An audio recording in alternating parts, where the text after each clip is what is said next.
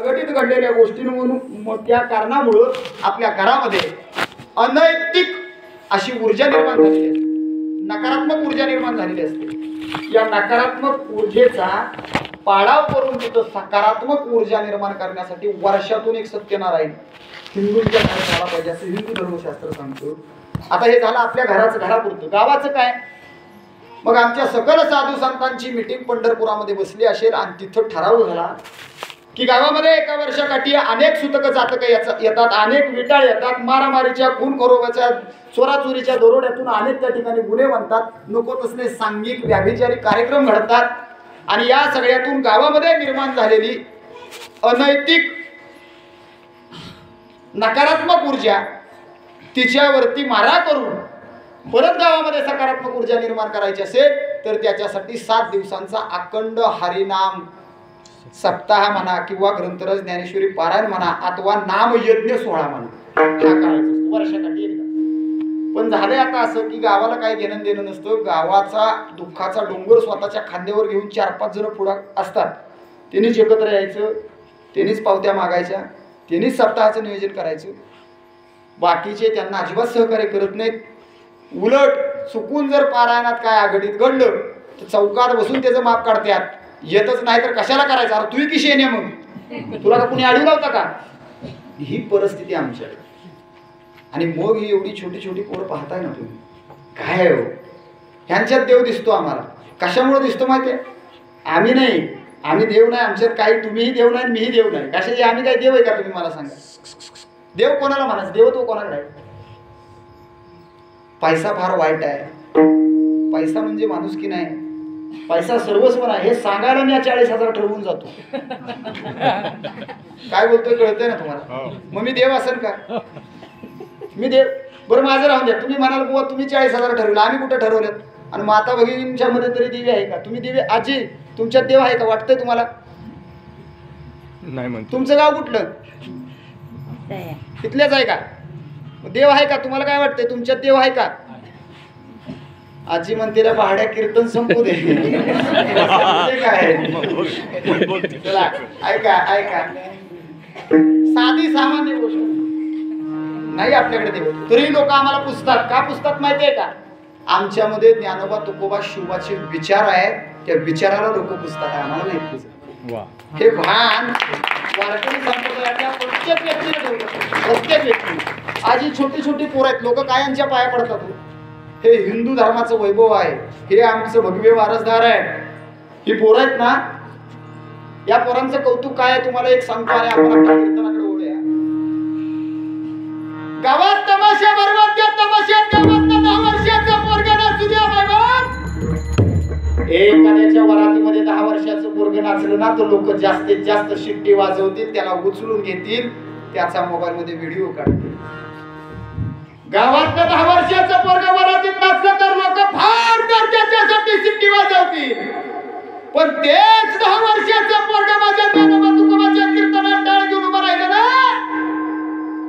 गावात 80 वर्षाचं म्हातारं स्वतःचं डोकं त्याच्या पायावर ठेवून त्याच्या पाया पडतं। ही ताकद आहे वारकरी,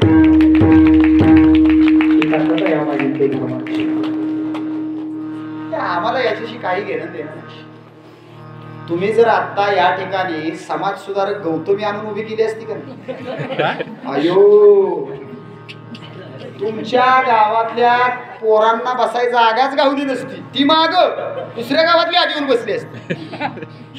ज्यातून आम्हाला देव कळणार आहे, देश कळणार आहे, धर्म कळणार आहे, ज्यातून आमची प्रगती होणार आहे, ज्यातून आम्हाला सन्मार्ग कळणार आहे, ज्यातून आम्हाला सत्य कळणार आहे, ज्यातून आमचं भलं होणार आहे, ज्यातून आम्हाला आयुष्य कसं जगायचं हे कळणार आहे, त्याच्याकडे आम्ही पाठ फिरवतो। पण ज्या गोष्टी आम्हाला नको आहेत, अनैतिक आहेत, त्या आम्ही करतो। साधू झाले, संत झाले, वारकरी झाले, मेळे होत आहेत, सत्य काही घेणं देणं नाही आपल्याला, अजिबात नाही। कोणा एका महान व्यक्तीचं वाक्य आहे, समाज कीर्तनानं सुधारला नाही आणि समाज तमाशानं बिघडलं। हे का बोलावं लागतंय? आम्हाला काही घेणं देणं नाही, काहीच घेणं देणं नाही। गोष्ट आहे तुम्हाला सांगू का? गोष्ट सांगू का? तुम्ही मनाला आणलाय कशाला? तुमच्याकडे यात्रा असतात का? मग यात्रेला नाटक असतं का?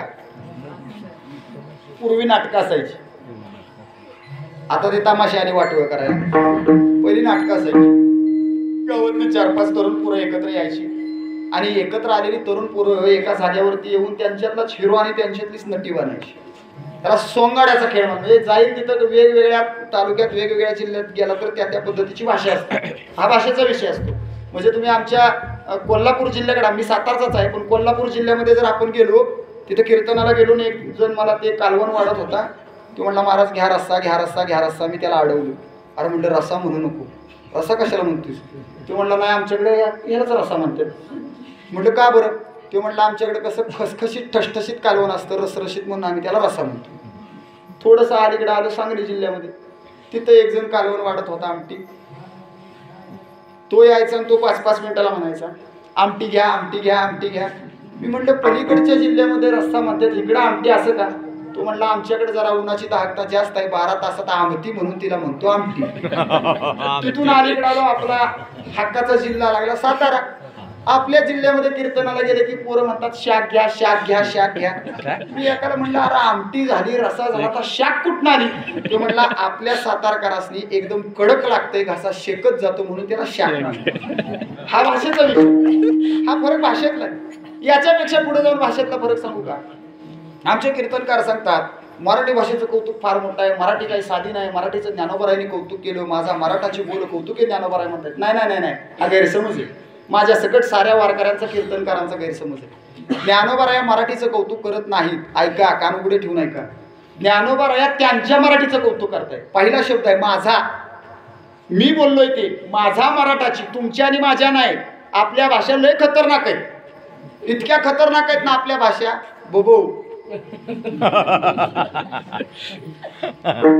नांदगिरी गावातली काही लोक मुंबईला राहत असतात, आहे का नाही?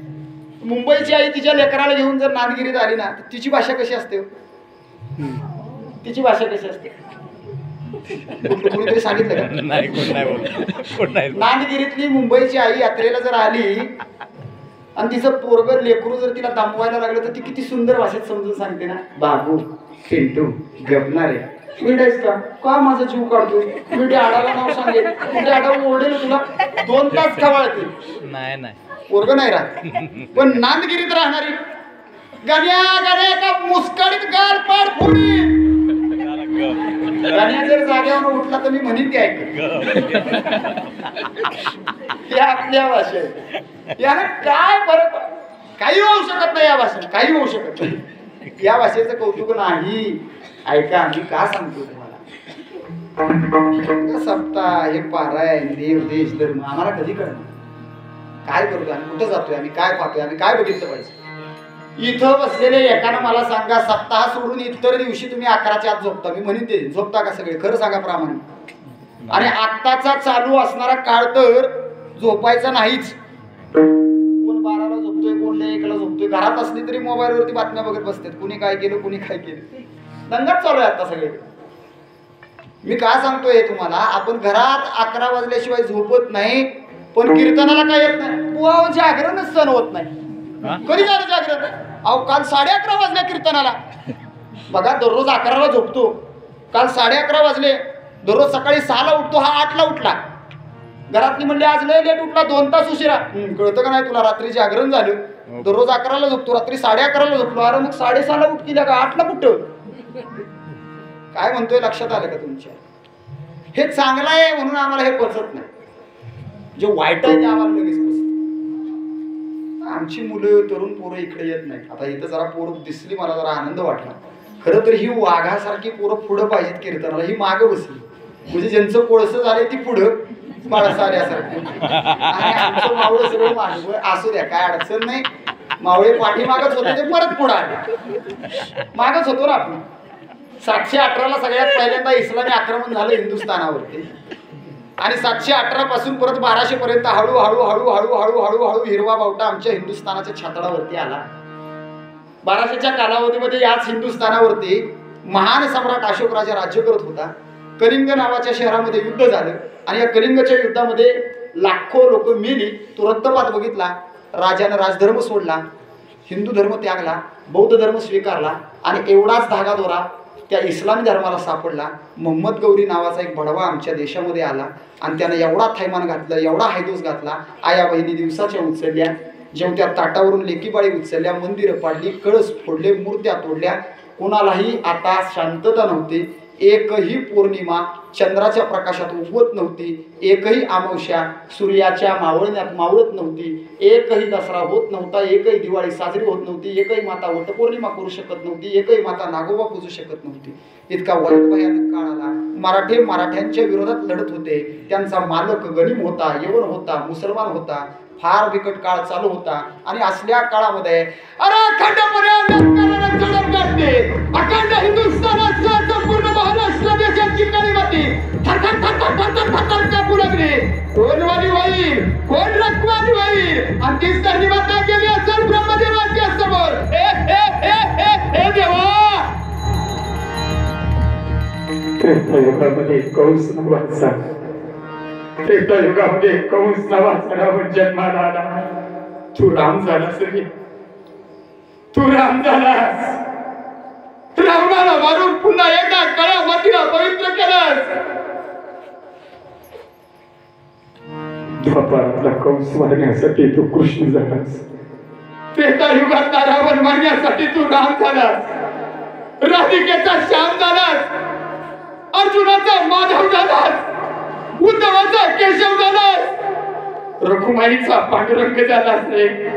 माझं काय गेल्या 500 वर्षापासून 1296 पासून 1630 उगवले तरीही मी अंधकारात दडपून चालले. हे देवा, माझा विचार कर. ब्रह्मदेवानं धरणी मातेच्या डोक्यावरती हात ठेवला. लावणी हात पुरवायला माता सांगितली चिंता न करावी. ज्ञानवांचे शब्द काळांची व्यंकटी सांडो, दुरितांचे तिमिर जावो, विश्व स्वधर्म सूर्य पाहो, लवकरच आपल्या इच्छा पूर्ण होतील. जा जा जा, अरे माझी धरणी माता माघारी. गोड मंद वारा सुटला होता. पाखरांची किलबिल चालू झाली होती. गोठ्यातल्या गायी अंबरडा फोडत होत्या. मंदिरातल्या घंटा निनादत होत्या. शंख घुमत होते. घोडे खिंकाळत होते. हाती चित्कारत होते. ढोल ताशा वाजत होते. कारण कोणीतरी येणार ग, येणार ग, येणार ग असं माझ्या माता मौली गाणी गात होत्या. आनंदाचं वातावरण निर्माण झालं होतं. कारण 1630 ला पुन्हा एकदा भगवान श्रीकृष्ण, पुन्हा एकदा भगवान प्रभू रामचंद्र आणि पुन्हा एकदा परशुराम धर्माची मूर्ती बनून जन्माला आला होता छत्रपती शिवाजी महाराज. आम्हाला शिवाजी महाराज कळाले, समजले नाही. ते आता काय आम्ही मावळा आहे का? इंस्टाग्रामला लिहिलेलं असतं शिवभक्त शिवरायांचा मावळा. तू मावळा वेगळी का? तू डोंकावळा आहे. तू मावळा नाही. लाल परीतनं परी उतारली की हा मावळा संपला. ही खरी गोष्ट आहे. फक्त आणि फक्त शिवजन्मोत्सवा दिवशी कपाळाला नाम लावायचा भगवा, कमरेला भगवा, शेला गाडीला भगवा झेंडा, सारं गाव भगवं. अरे पण भगव्यातला आमच्याकडे आहे काय? काही नाही. पुण्यश्लोक छत्रपती शिवाजीराजांच्या मुळे देवदेवळात राहिले. आम्ही शिवाजी महाराज, आमचे आदरणीय संभाजीराव भिडे गुरुजी वाक्य फार सुंदर बोलतात. अरे बाबा, एवढं सुंदर वाक्य बोलतात ना. आमचे गुरुजी सांगतात, आता जर शिवाजीराजा जन्माला आले असते ना तर कधीच स्वराज्य उभं राहिलं नसतं. आम्ही म्हटलं गुरुजी आपण आहे की आपण झालो असतो ना मावळी, आपण झालो असतो तानाजी, आपण झालो असतो बाजी, आपण झालो असतो येसाजी, आपण झालो असतो नरवीर माणूस रे, काय फरक पडला असता? हे गुरुजी सांगतात आपण त्या लायकीचे नाही. आपल्याला 100 खोके दिसले की आपण पक्ष बदलला असता, केव्हा स्वराज्य उभं राहिलं असतं. परिस्थिती आहे आजच्या काळातली ही परिस्थिती. काही घेणं देणं नाही आपल्याला. आमच्या माता भगिनी टिकली लावणं विसरून गेल्या. आमची तरणी पोरं डोक्यावरती शेंडी ठेवणं विसरून गेले. जानवं घालणं विसरून गेले. कपाळाला गंध विसरून गेले. काय नाही, गावामध्ये अशी तरुण पोरं असतील की ज्यांना सत्ता बसलेलाही माहित नाही, सत्ता उठलेलाही माहित नाही. काय घेणं देणं नाही कुणाला, अजिबात काही फरक पडत नाही. कारण आम्हाला देव देश धर्माशी काही घेणं नाही, काही देणं नाही. हिंदू म्हणून आम्ही संघटित होऊ शकत नाही, झालेलो नाही आणि होणारही नाही. ही परिस्थिती आहे आमची. आज विचार करा, विधानसभेच्या इलेक्शनचा कालावधी आणि माझ्या बोलण्यावरून तुम्हाला कळालं असेल मी कुणाचा आहे. मी काही तुम्हाला खोलून सांगायची गरज नाही.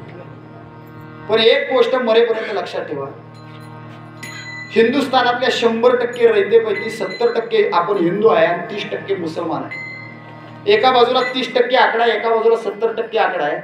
पण हिंदूंच्या नाकर्तेपणामुळं, हिंदूंच्या एक न होण्यामुळं, हिंदूंच्या स्वतःतल्या स्वतःत भांडण्यामुळं, हिंदूंच्या स्वतःतल्या स्वतः जातीभेद करण्यामुळं, जिथं सत्ता आपली पाहिजे, जिथं शब्द आपला पाहिजे, जिथं कर्तव्यदक्ष आपण पाहिजे, तिथं आपला कवडीचा उपयोग नाही. आपण 70% असून सुद्धा उमेदवार आपल्याला गृहीत धरत नाही. पण 30% संख्येला आधी विचारायला जातोय, मी उभा राहू का, तुम्ही मला मत द्याल का? आणि मग तो उभा राहतो. कारण त्याला माहिती आहे हे एकट आहे आणि हे इथं बसलेले आहेत ना, हे नालायक आहेत. काही यांना देवदेश धर्माशी घेणं देणं नाही. राम मांसाहारी म्हणले तरी हे आम्हालाच मत देणार. हो, लक्ष्मण 14 वर्षे वनवासाला गेल्यानंतर त्याच्या बायकोनं मागे काय दिवे केले हे बोलणारा त्याला मत देणार हिंदू. कारण हिंदू झोपलेला आहे, त्याला काही घेणं नाही, त्याला काही देणं नाही. छत्रपती शिवाजीराजे जांतेराजे नव्हते हे सांगणारा त्याला मत देणार आमचा मावळा. हो, आम्हाला काही घेणं देणं नाही. स्वामी समर्थ कसे उघडे फिरतात, त्यांना लाज कशी वाटत नाही हे सांगणाऱ्या भडकावला मत देणार आम्ही. आम्हाला आमच्या धर्माशी घेणं देणं नाही. फार भयानक काळ येणार आहे. हिंदूंनो संघटित व्हा, जातीपाती टाकून द्या. एक गोष्ट लक्षात ठेवा, हे मराठा, कुणबी, नाभिक, चांभार, लोहार, सुतार हे वर नाहीत हो, हे सोडून द्या. आता त्याची गरज नाही. आपण फक्त हिंदू आहे. पुण्यश्लोक छत्रपती शिवाजीराजे मराठा होते असं आपल्याला वाटतंय. छत्रपती शिवाजीराजांनी मराठा ही जात कधी अनुभवली नाही, कधी उपजली नाही. शिवाजीराजांनी उभा केला मराठी माणूस. राजे कोणाचे होतो? महाराष्ट्राच्या मातीतला शिवाजीराजा सांगतो. ताड बसा सगळे. महाराष्ट्राच्या मातीतला शिवाजीराजा कसा होता? ताड बसा सगळे. मुठ्या उडायच्या. मल्हारीची वारी माझ्या मल्हारीची वारी.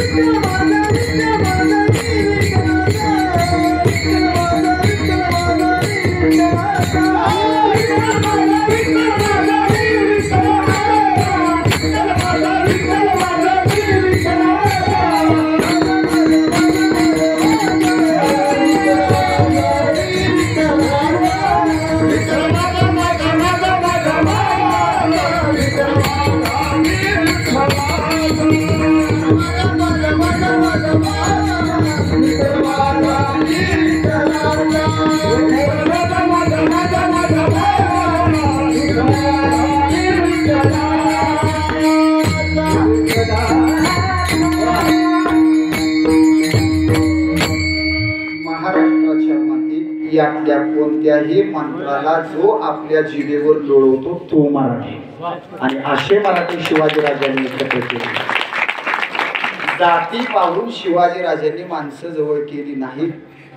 पुण्यश्लोक छत्रपती शिवरायांनी वयाच्या 15व्या वर्षी आपल्या आईला विचारलं, आई स्वराज्य करायचं, रामाचं स्वराज्य करायचं, कृष्णाचं स्वराज्य करायचं, साधूंचं स्वराज्य करायचं, संतांचं, कष्टकऱ्यांचं, शेतकऱ्यांचं, आयाबायांचं, कसं करावं, काय करावं? शिवा शिवा तुम्हाला स्वराज्य करायचं ना, तुम्हाला जाणता राजा व्हायचंय ना. शिवा तुम्हाला जर जाणता राजा व्हायचा असेल, एक काम करा.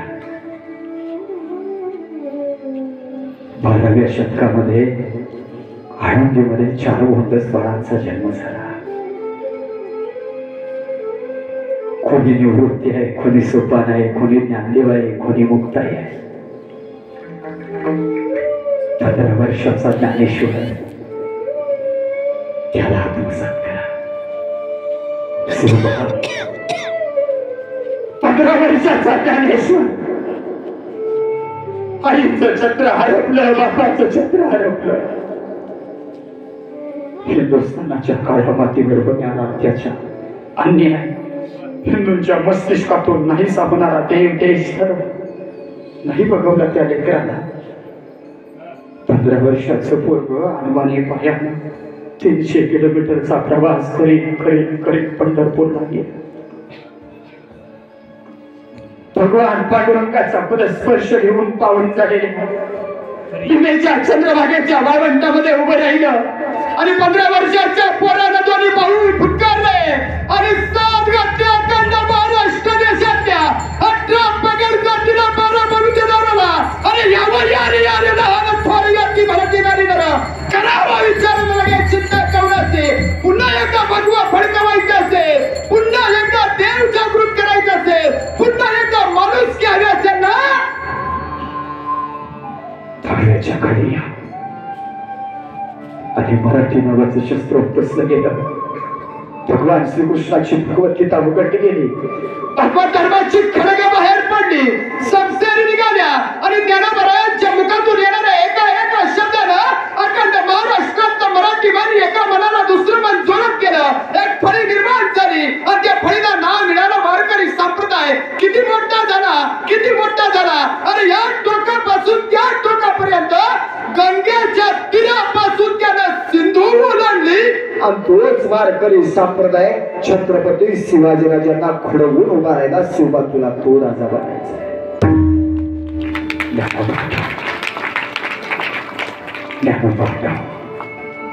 15 वर्षाच्या पोरानं एवढा समाज गोळा केला. शिवाजीराजांच्या अंगामध्ये स्फूर्ती भरली. 15 वर्षाचं पोरग घोड्यावरती बसलं, मान ठोकली घोड्याला, 4-5 बोळा बरोबर घेतलं आणि 15 वर्षाच्या पोरानं मागचा पुढचा विचार न करता घोड्यावर बसलं. घोड्याच्या टापांचा आवाज स्वराज्यात कुदमधू लागला. घोड्यांच्या टापांनी काळ्या मातीचा धुळा उडाला. हे दौडत घोडा गेला सरळ रोहणेश्वराच्या खिंडी रैनेश्वराच्या शिवपिंडीवरती नतमस्तक झालं. पुण्यश्लोक छत्रपती शिवाजीराजे नावाचा एक कुणीतरी तरुणा मुलगा त्या मंदिरात गेला. घंटा वाजवली, घंटा नाच झाला आणि त्या ठिकाणी असणाऱ्या शंभू महादेवाचा जय जयकार झाला. हर हर.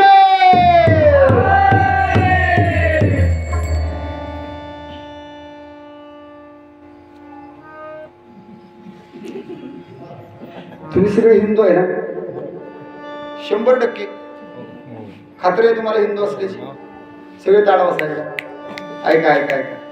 जर या धर्ममंडपामध्ये बसलेले तुम्ही सगळे हिंदू असाल, माझा आवाज जर हिंदूंच्या कानावर येत असेल, नीट ऐका, एकदा सांगणार परत नाही सांगणार.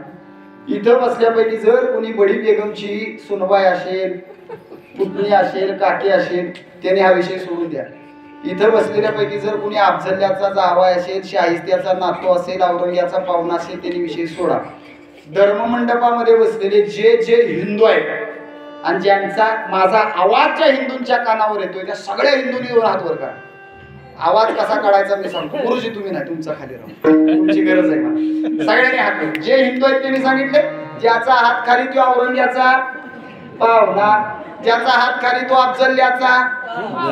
बरं झालं, कळालं. सगळ्यांनी ताट हात वर केले. ऐका ऐका, हात कशासाठी वर करायचे, आवाज कसा असावा सांगतो तुम्हाला.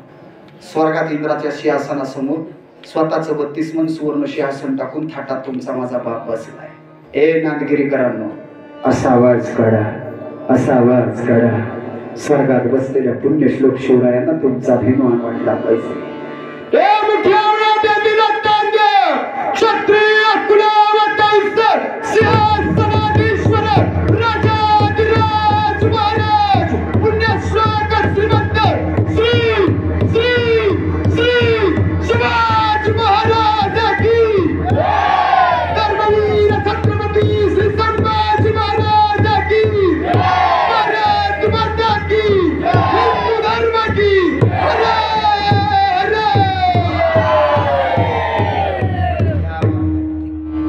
हात का खाली गेले करा करा. मला देश आलाय मी असाच आहे. शेवटच्या 10 मिनिटाशिवाय मी अभंगाकडे जातच नाही. तर माझा उद्योगच आहे हिंदू जगाने आया हो हिंदू जगाकडे जाऊ. आपले को बाकी कोई समजताच नाही. म्हणजे मी त्यांच्यात नाही, मला एवढंच बोलायचं. का हा आवाज या आवाजाने स्वराज्य मिळतं. हे आपले असते आवाजाने कधी स्वराज्य मिळणार आहे. 10 वर्षाचे होते, माझ्या माऊली एवढे होते माझे संभाजीराजे. बापाच्या बोटाला धरून औरंग्याच्या दरबारात गेले. समोर असणारा औरंगी माने आहे, कट्टे आहे, धूर्त आहे, कधीही धोका करेल जाणीव आहे. पण पुण्यश्लोक छत्रपती शिवाजीराजे औरंग्याच्या दरबारात उभे आहे. आणि एवढ्यात औरंग्याची एंट्री झाली. डोळे वाटारत औरंग्या दरबारात आलाय. तो औरंग्या नुकता दरबारात आलेला नाही. त्या औरंग्यानं छत्रपती शिवाजीराजांच्या बरोबर असणारा 10 वर्षाचं पोरग पाहिलं. साऱ्या दरबारामध्ये साऱ्यांच्या मानाखाली होत्या, नजराखाली होत्या. औरंगजेबाच्या दरबाराचा नियम होता. औरंगजेबाच्या दरबारामध्ये औरंगजेबाच्या इच्छेशिवाय कुणीही भर बघायचं नाही, तोंडातून भर काढायचा नाही. बोलायचं असेल तर औरंगजेबाच्या परमिशननं बोलायचं, तेही तोंडावरती रुमाल ठेवून बोलायचं. पण अशा दरबारामध्ये छत्रपती शिवाजीराजांना 3ऱ्या ओळीत उभं केलंय. राजाने पाहिलंय आणि दख्खनाच्या वाघाचा स्वाभिमान दुखावला गेला. राजाकडे रामसिंग, हा रामसिंग म्हणजे मिर्झा राजा जयसिंगाचा मुलगा. आणि मिर्झा राजा जयसिंग म्हणजे काही साधा राजपूत नव्हता. भगवान प्रभू रामचंद्रांच्या वंशावळीतून जन्माला आलेला मिर्झा राजा जयसिंग आहे. याचा मुलगा रामसिंग त्या ठिकाणी पुण्यश्लोक छत्रपती शिवाजीराजांना समजवतोय, राजाजी आप शांत हो जाओ, आप शांत हो जाओ. कैसा शांत हूं मैं?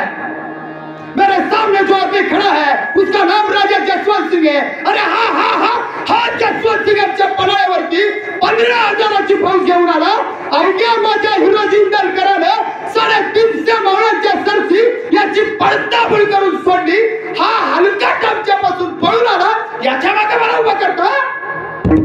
समोर उभा असणारा औरंगजेब माने आहे, धूर्त आहे, कपटे आहे. त्यानं स्वतःच्या सख्या भावाचं मुंडकं धडा वेगळं केलंय. त्यानं स्वतःचा सक्का भाऊ जेलमध्ये टाकलाय. त्या औरंग्याला नातं नाही, त्या औरंग्याला देव नाही, देश नाही, धर्म नाही. अरे तो धर्मांध आहे. अशा औरंग्याच्या समोर राजे बोलताय, भीती वाटत नाही.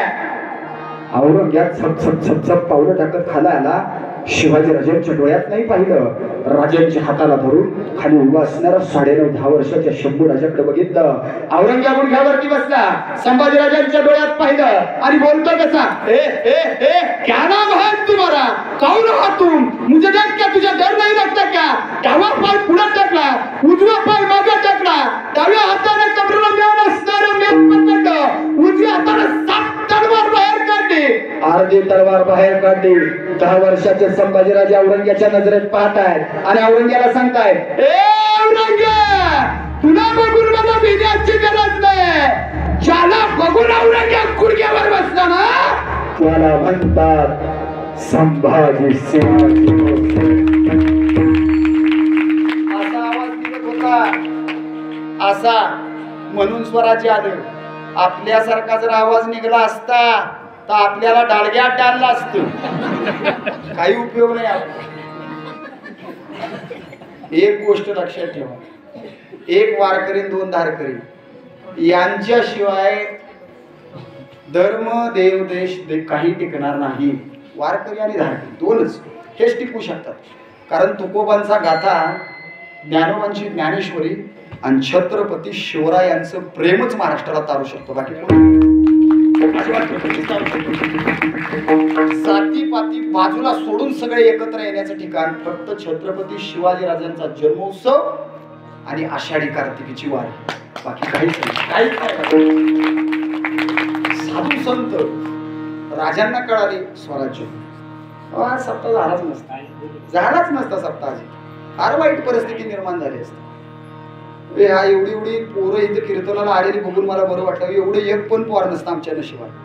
म्हणजे जे जो गुडघं 10 वेळा कीर्तनात हालत्यात तो पुढे बसतो आणि कीर्तनाच्या आधी मला स्ट्रिक्ट वॉर्निंग असते, शिवाजी महाराज सांगा प्रकारे का तुला सांगून काय करू. खरी गोष्ट आहे हो आरबडे.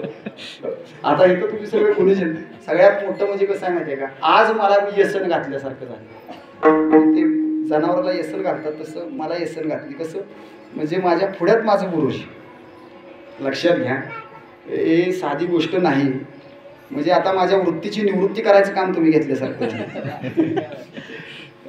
आनंद आहे, पण ह्या सगळ्या गोष्टीचा आनंद आहे. एवढे सुंदर गायक मला खूप दिवसा म्हणजे मला काय त्यातलं काय कळत नाही. पण कसं असतं वजन हाणावं लागतं. मला अनुभव आहे. भायखळ्याला कीर्तन होतं माझं.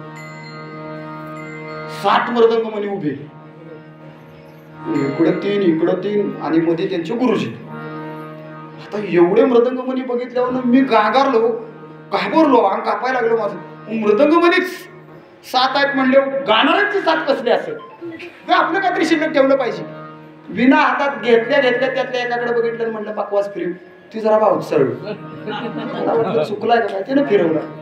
त्यानं जसा पकवास फिरवला तसं मधलं जी गुरुजी होतो ती लईच भाव चढ, तिने पकवाजच उचलून खाली घेतला लावायला. ते म्हणले बरोबर आहे. मी म्हणलं असं द्या, मला फक्त वजन टाकायचं होतं, मला बी नाही कळत. स्वराशी आपल्याला काही गेलं कळतच नाही की आपल्याला काय करायचं. तरी मी पिटीकडे बघायला बघतो, बागराजनी कळावं महाराजाला कळाले काय. बरं चाकरी मूठ 1.25 लाखाची उघडणी तर अख्ख्या गावाची. पर्याय नसतो ना काही गोष्टींना. आनंद वाटतो आज खरंच, मला फार आनंद वाटला. गाणं कसं असावं, गाणं संगीत ही इतकी मोठी आराधना आहे. ईश्वराला प्राप्त करण्याचा सगळ्यात जवळचा मार्ग काय असेल तर भावे गावे गीत शुद्ध करून या देवाला प्राप्त करण्याचा सर्वात सोपा उपाय कोणता आहे तर ते संगीत आहे बरं का. म्हणून आपल्या हिंदू धर्मामध्ये बाळ जन्माला आलं की बारशाला गाणी म्हणायची पद्धत आहे. लहानपणापासून सांगतो, तुम्ही म्हणायचं ना पहिले गाणी.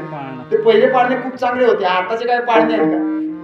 आता काय पहिल्या दिवशी आले आत्या, दुसऱ्या दिवशी आले त्या नंदा बाळाला खेळायला आणावा चंदा, आपल्या गोट्यात चंदा भाऊ गवल्यासारखा चंदा खेळायला आला. हे काय पाळणे पहिल्या महिला खूप सुंदर गायच्या. त्यांची गाणी पण एवढी खतरनाक असायची. सर्व पाळण्यांचा शेवट झाला, चांगला पुत्र जन्माला आला, आई बापाला पंढरी लावा. गाणी होती. दुसऱ्या दिवशी राजे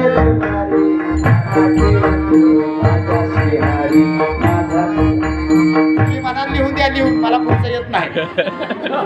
ऐका, हे हा काळ होत आहे. पहिल्या काळातल्या सिनेमातली गाणी सुद्धा अशी होती बरं का की त्या गाण्याने माणसांच्या अंगावरती शहारे उभे राहत होते. आताची जर गाणी ऐकली तर घरात भांडणं होतात.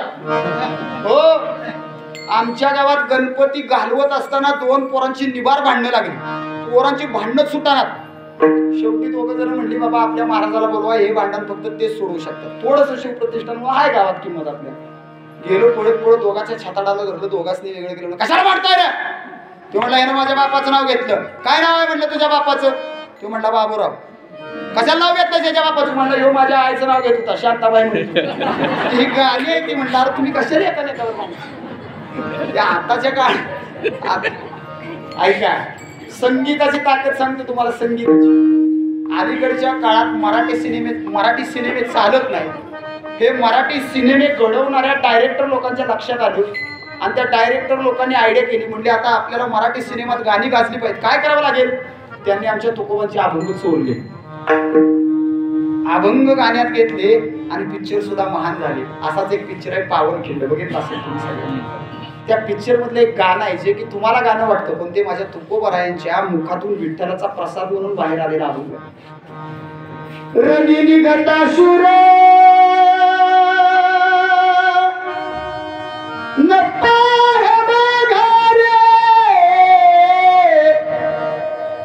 ऐशा मज धीरे राखे अभंग आहे बरं का, हे गाणं नाही.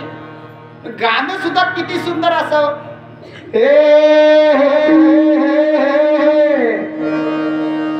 मावळ आम्ही वादळ आम्ही हार मरणाचा भी काळ आम्ही रणमस्तांची जात आमची अर्ध्या कुणाला धावतो तलवारीशी नात हे मातीशी खाटोर सरणावळी रोज खायाची रयतेचा राजा तो आणि हातरत याचे शिकत नाही जवळ तवर झुंजत रायाचे तुकडे तुकडे झाले तरी भी कणाकणानं झुजतो मेऱ्या मनाचा गयरी अशी त्याची भाषा मराठी मातीची चोच हाय या सार दुश्मनाला धाक देई शिवरायांचं नावर दुश्मनाला धाक देई शिवरायांचं नावर शंभू शंकराचं नव राजगड गावर शिवबाराज शिवबाराज शिवबाराज राजा शिवबाराज शिवबाराज शिवबाराज राजा शिवबाराज शिवबाराज शिवबाराज राजा शिवबाराज शिवबाराज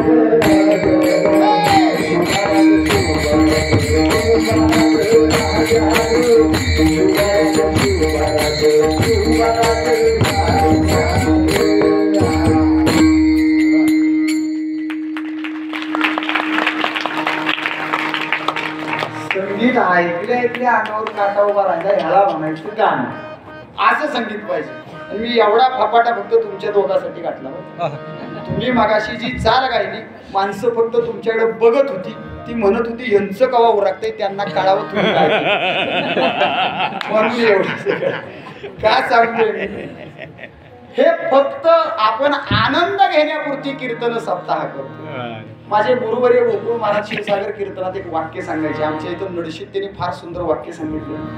ते म्हणायचे सप्ताह म्हणजे 10-15 बुवांची पोट भरण्याचं साधन, असं वाक्य वापरायचे आमचे गुरुजी. वर्षाकाठी आपलं बुवा आपल्या जीवावर जगतात, याचा आनंद आपल्याला बी आम्ही जगतो, याचा आनंद बुवांना बी, असं सांगायचे. त्याचं कारण काय सांगतोय, ज्यांनी सप्ताह ठेवला त्यांना काही घेणं देणं नसतं. सौजन्यदार जर असले ना तर त्याच्या सौजन्याचं कीर्तन आहे त्याच दिवशी ते येतो, तेवढ्याच दिवशी हार घालतो. पुन्हा त्याला हार घालायच्या टायमिंगलाच दिंडी ह्याच्या घरी. मग सत्य करून काय होतं. मग आमच्या वाट्याला येणारं दुःख कधी संपू शकत नाही. साधक मंडळी एकत्र आली, तुकोबरायांच्या जवळ गेले, तुकोबरायांना विचारलं, तुकोबराय दुःख दूर करण्याचा उपाय काय हो? तुकोबराय सांगतात देवाचं चिंतन, चिंतने चिंतने तत्वपथा.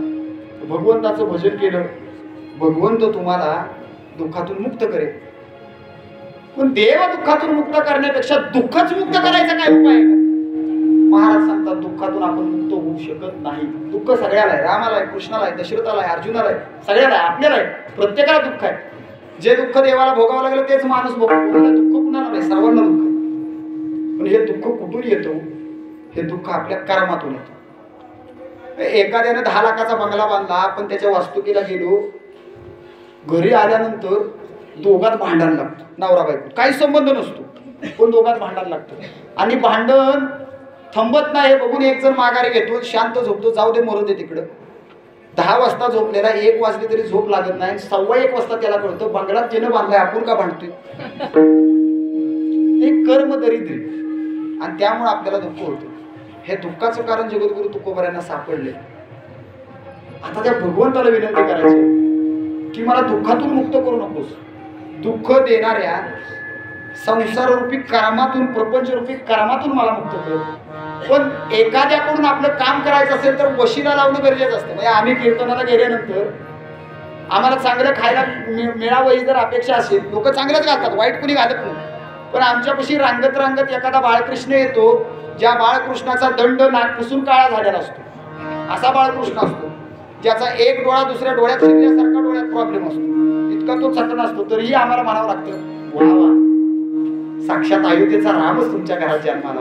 अहो, शेजाऱ्याच्यात उसणार ना आम्हाला तूप वाढतात लोक. गोड बोललेल्याचा फायदा असतो.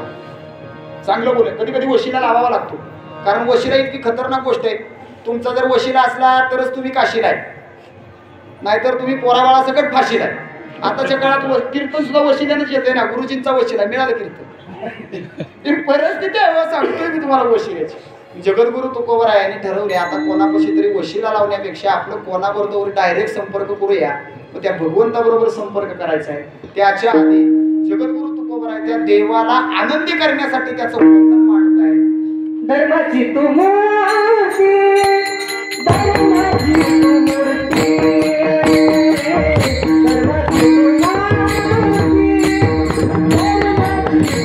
मूर्ती, धर्माची तू मूर्ती, धर्माची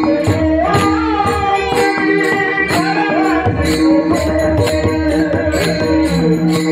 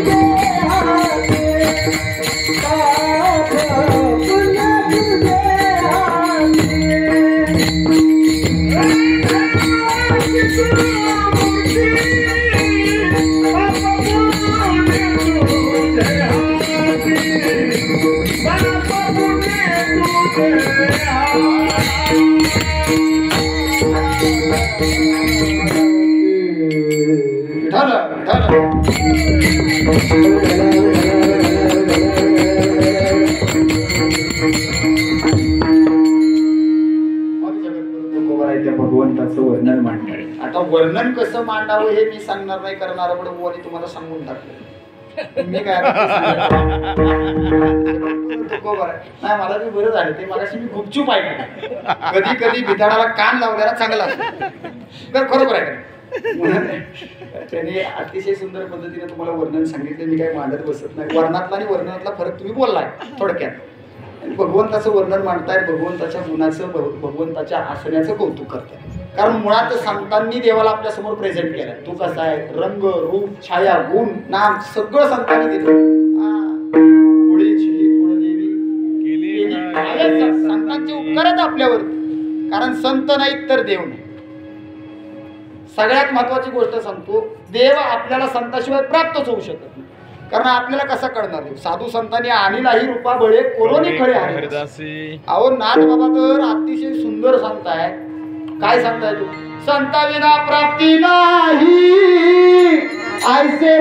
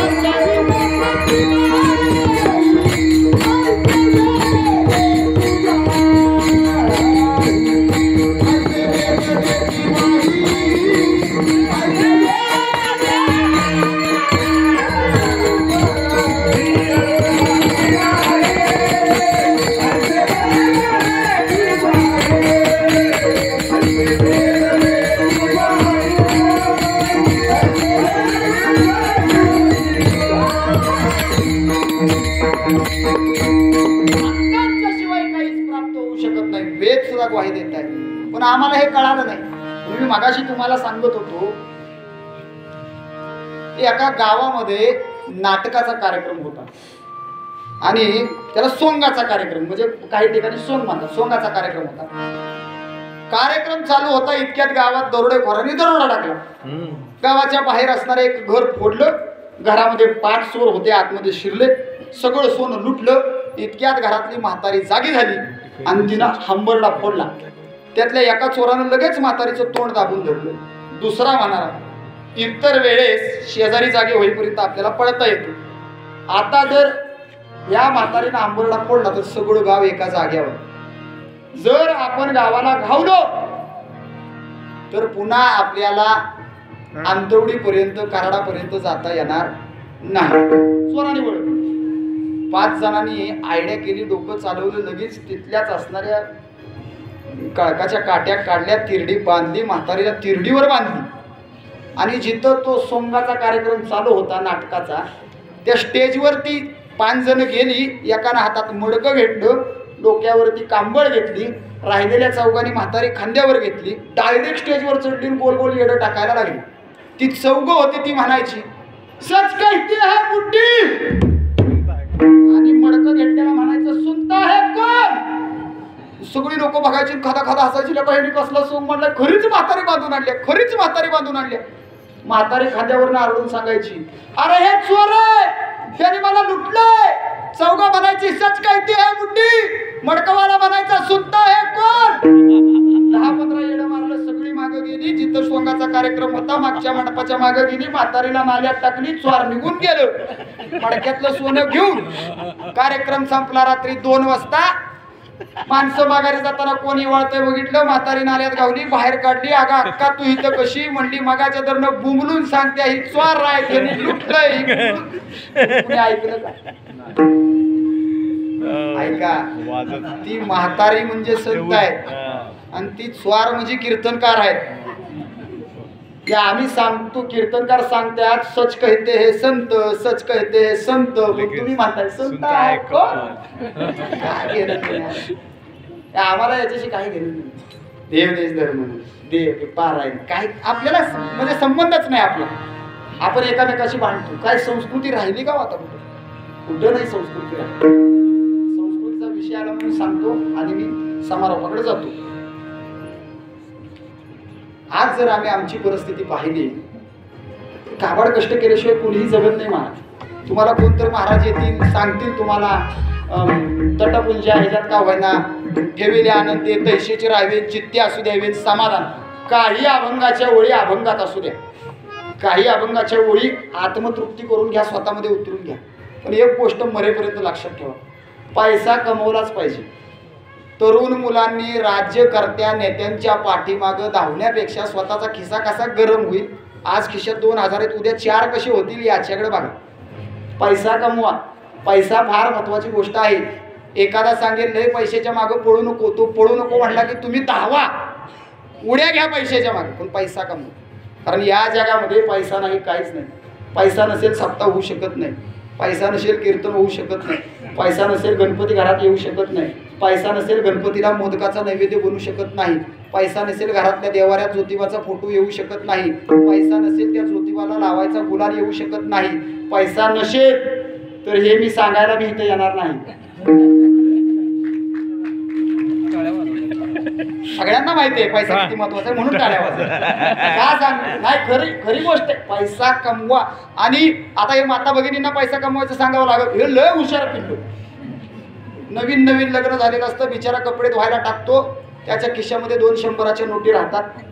संध्याकाळी तो आल्यानंतर ती लगेच येते, आहो थोडंसं लक्ष देत जावा, कळतं का नाही तुम्हाला, शर्ट धुवायला टाकला, खिशाकडे लक्ष देत जावा, घ्या 100 रुपयाची नोट खिशातच राहिली होती. जे कीर्तनात आहे त्यांना कळालं किती राहिलं होतं, 200 दिलं किती, पण नवरा खुश झाला ना, किती पुण्य असेल ना माझं. काही बायको लागली मला. पुन्हा त्यानं कवाच शर्ट चेक केला, माऊली तुझं वय किती आहे बाळा, 13 वर्षात 50,000 साठला असणार, विचार तू घरी गेलं. कारण सांगतो तुम्हाला, आमच्या माता लय हुशार. आणि तुम्हाला खरं सांगू का, स्त्री उत्पत्तीचं साधन, स्त्रीपासून सगळी उत्पत्ती आहे. स्त्री जगातली सर्वात मोठी शक्ती.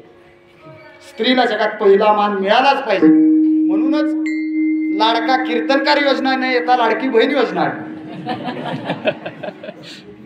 काय सांगतोय मी तुम्हाला, सन्मान जिकडे तिकडे आहे, पण माता भगिनी लयच हुशार. आणि यांचं प्रेम एवढं बरं का, तुम्हाला सांगतो गुरुजी, माता भगिनींचं प्रेम एवढं तुम्ही अनुभवलं असेल, तुम्हाला उपाशी नाही झोपून देणार. जरी नवऱ्यावर भांडण झालं तरी कपाट उघडणार, तो बिचारा रुसून भिंतीकडे तोंड करून एकटा झोपलेला असतो उपाशी.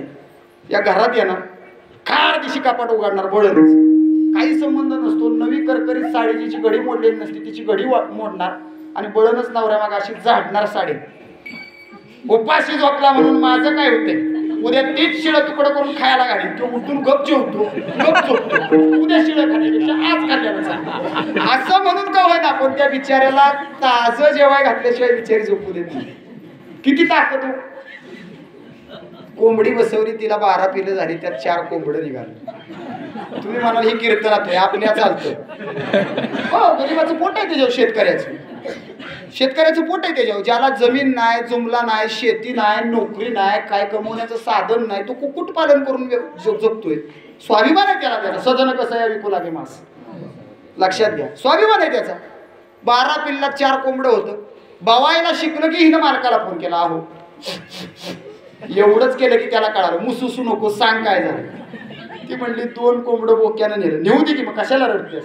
तिनं लगेच शेजारीला सांगितलं, गिराईक बघितलं होतं त्याला म्हणा घेऊन जा 2 कोंबडी. असं नवऱ्याच्या मागं कोंबडं ऐकलं, धुवायला काढलेल्या कपड्यातलं पैसे साठवलं. आणि इतर वेळ तुम्ही व्यवसाय जाता का सक्रातीला, हा इतर वेळेस चंदन वंदन गडावर न जाणारी, इतर वेळेस कल्याण गडावर जाणारी माऊली ह्या वर्षी भावाकडे गेली व्यवसायाला.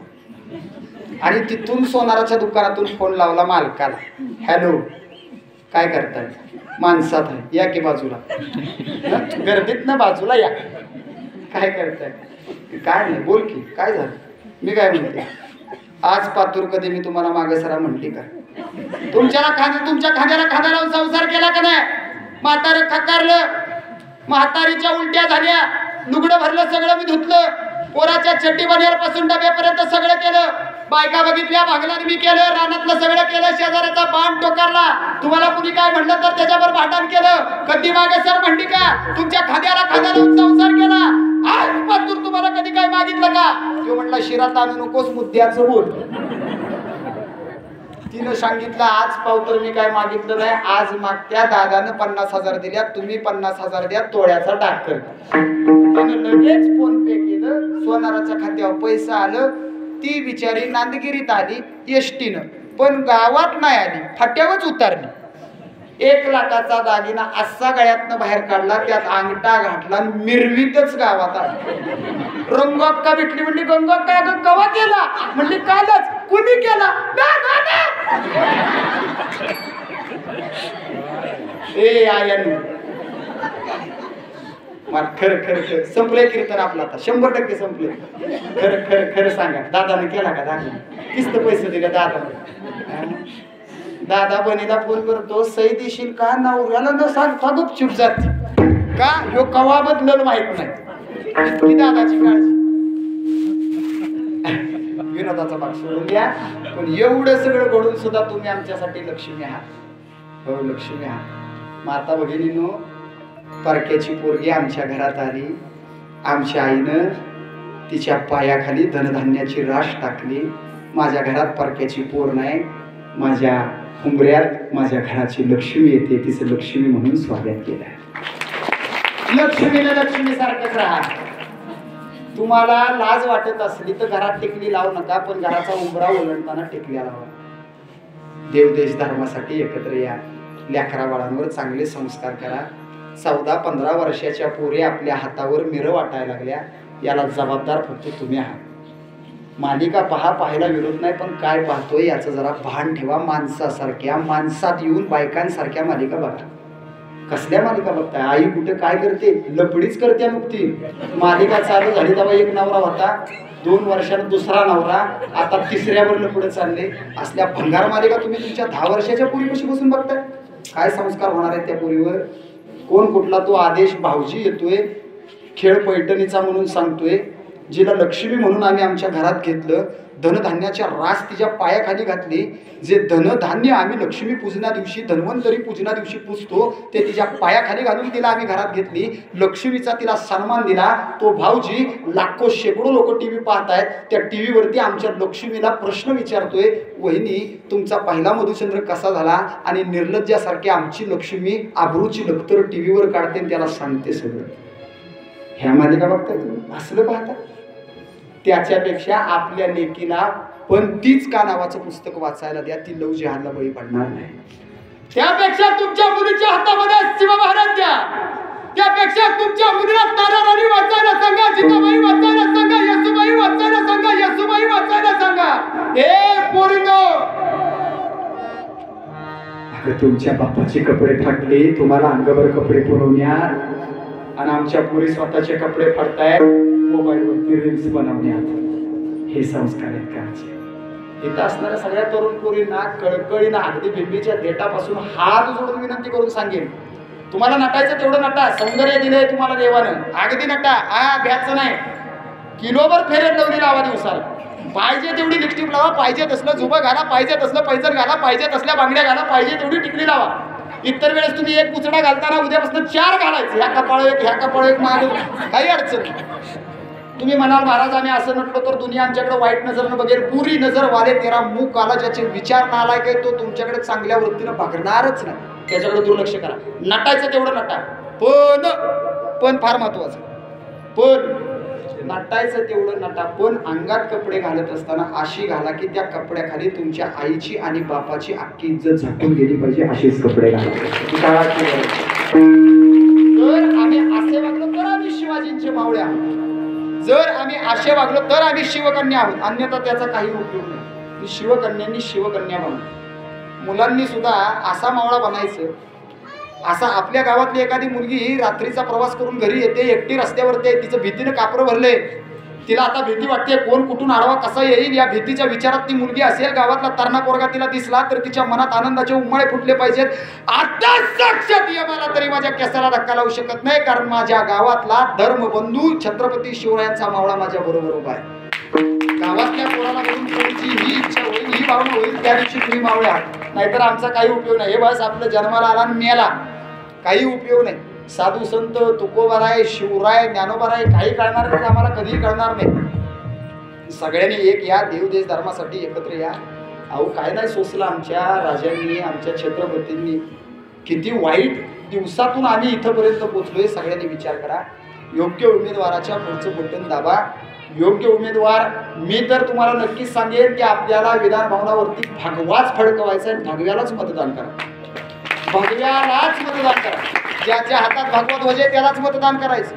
जो हिंदू देवी देवतांचा अपमान सहन करत नाही त्यालाच मतदान करायचं. जो वक्फ बोर्डाच्या विरोधात आहे, अरे काय रे हे लांड्या विजारे घातलेले भडवे आमच्या हिंदुस्थानात राहत आहेत. आमच्या 7 बारावर आजपर्यंत त्यांचं नाव नव्हतं. आई बापा बरोबर एक दिवस भाकरी खात बसलो होतो. अचानक हातामध्ये कागद येतो, जिल्हाधिकाऱ्याची सही असते, कागदावरती लिहिलेलं असतं तुम्ही ज्या घरामध्ये राहताय, तुम्ही ज्या जागेमध्ये राहताय ती जागा तुमची नसून वक्फ बोर्डाची आहे. तुम्हाला भीती वाटते, तुम्ही न्यायालयात जाल. न्यायालयाला सांगाल ही जागा आमच्या बाप त्यांच्या, आमचा खप्पर पंजोबा आजा पंजा बाप याच जागेत नेले. आम्ही इथंच राहिलो, ही जागा आमची आहे. आजपर्यंत 7 बाऱ्यावरती कधी त्यांचं नाव नव्हतं. आज कसं आलं तुम्हाला न्यायालय सांगेल तुम्ही सिद्ध करा ही जागा तुमची आहे. त्यांना सिद्ध करण्याची गरज नाही. इतका भंगार कायदा आहे वक्फ बोर्डाचा. सावध व्हा. तुमच्या गावात संख्या किती मला माहित नाही, पण जर एक घर असेल ना, एक घर, तर पुढच्या 10 वर्षात तुमच्या गावातली 500 एकर जमीन त्यांच्या घशात गेल्याशिवाय राहणार नाही. म्हणून जागे हो. एवढ्यासाठी हिंदूंनी जागे हो. एक या, एक या, एक है तो नेक है. आणि म्हणून सगळ्या हिंदूंनी सगळे जातीवाद बाजूला टाका. हिंदूंचं एकट्टा मतदान करा. 100% हिंदूंनी मतदान केलंच पाहिजे.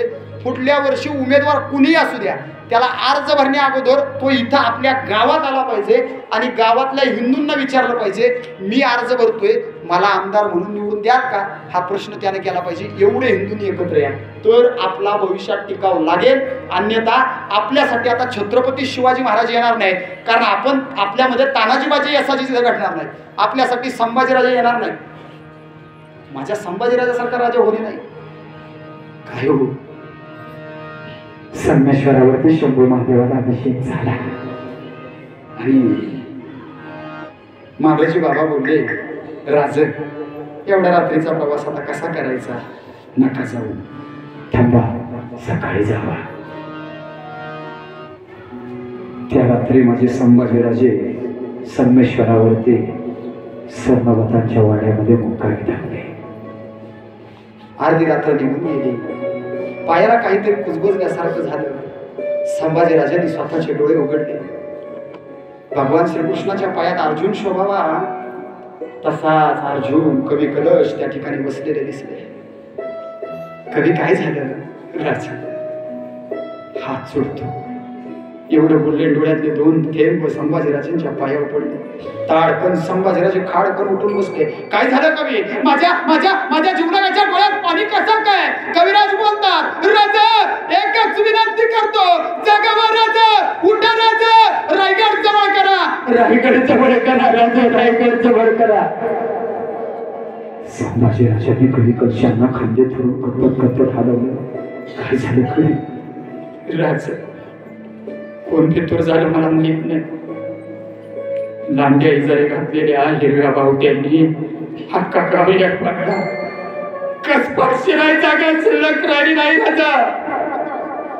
संभाजीराजे उभे राहिले. पडदा बाजूला सारला. लुकलुकणाऱ्या चांदण्यांचं दर्शन घेतलं. पौर्णिमेच्या प्रकाशात उजाळलेला चंद्र पाहिला आणि त्या चंद्राच्या प्रकाशामध्ये लुकलुकणारे पंते पाहिले. ते पलिते धरणारे हिरव्या बावट्यातले मोगल बघितले. संभाजीराजे गडकन पाठीमागं फिरले. वाड्यातल्या आई जगदंबेच्या मंदिरात गेले आणि त्या आई जगदंबेच्या समोर संभाजीराजे बसले. हे आई जगदंबे, सांग ना ग, माझा बाप लढला हिंदवी स्वराज्यासाठी, माझ्या आजीने स्वप्न पाहिलं हिंदवी स्वराज्याचं. जगदंबे, अगं कोणता अन्याय केला त्या, याच्यासाठी केला होता हट्टा शेवटाचा तीच गोड बाबा. वाटला होता 70 सिंधू मोकळ्या करीन. वाटला होता कृष्णाची मूर्ती पुन्हा एकदा मथुरात बसेल. वाटला होता अयोध्यात पुन्हा एकदा राम वनवासातून मुक्त करेल. जरा काहीच माझ्या हातातून घडणार नसेल. जगदंबे, काय चुकलं ग माझं. लढेन मी, लढता लढता मेलो तरी चालेल, पण या शत्रूचा समन्वय केल्याशिवाय भगवान स्वतःच्या खांद्यावरून खाली उतरूच देणार नाही. आणि घोड्यावरती मान ठोकण्यासाठी संभाजीराजे बसले, कवी कलश बसले, घोड्याला मान ठोकली. रात्रीच्या अंधारात 2 घोडे बाहेर पडले. सब सब सब सब सब सब तलवारीवर घाव होऊ लागले. हे एका एका गावाकडे एक एक जवान तुटू लागला, फुटू लागला. रक्ताच्या चिरकांड्या उडू लागल्या. सूर्याचा पहिला किरण पडलं. इतक्यात गुळाच्या टेपेला मुगळे चिटकावले असे गणित चिकटले. 100 एक गणित एकत्र आले. एकच वर झाला साप. छताडात जाईल तेवढी तलवार आत गेली. रक्ताची चिरकांडी उडाली. तुम्ही हातातल्या तलवारी करून पडल्या. हिऱ्या माख्याने नटलेला संभू राजा रक्ताळला. तारेचं कुंपण पडलं. ज्या तारेला कातरी कोच होते अशा तारा संभाजीराजांना बांधल्या. दुसरं टोक उंटाच्या पायाला बांधलं. कुणीतरी यावं, उंटाला चिमटा घ्यावा. उंट कांडीशी पाय उचलायचा, तार तांडी जायची. कच्चा सळा संभाजीराजाच्या अंगात घुसायच्या. पुन्हा रक्त उडायचं, पुन्हा चिरकांडी उडायची. राजांना यातना व्हायच्या. एकच शब्द त्यांना तो यायचा, चित्तांत चित्तांत चित्तांत. 4 दिवस कराड मार्गे, फलटण मार्गे नगर जिल्ह्यातल्या भातूरगडावरती संभाजीराजांना नेलं. त्यावर ठेवलं. एक दिवस जीभ कापले, एक दिवस डोळे फोडले. अरे त्या इंदूंनी स्वतःच्या कातड्याचं जोडं करून त्या राजाला गाळावं ना. अरे त्या राजाला मक्याचं कणीस सोडण्यासारखा सोडला. अंगावरती जखम नाही अशी जागा नाही. सगळ्या रंगाचा संभाजीराजा लाल भडक झाला. मात्र सदा शहारली. हृदयात नव्हतं जीभ कधीच निखळली होती. डोळे फुटले होते. एवढं करून भागलं नाही. 40 दिवसांनी तुकडे तुकडे केले. कोल्या कुत्र्याला खाण्यासाठी वडून तुळापुराच्या मातीत फेकून दिले. आणि ज्या राजाने 32 सुवर्ण सिंहासनावरती बसून राज्य केलं, त्या राजाच्या अंत्ययात्रेला देह सुद्धा मिळू नये इतकं लांछनास्पद मृत्यू आम्हाला ज्यांनी दिला, त्यांना सहकार्य करणाऱ्यांना जर आम्ही सहकार्य करत असो तर लानत आहे आमच्यावरती. काहीच उपयोग नाही आमचा. म्हणून हे लोक एकत्र या.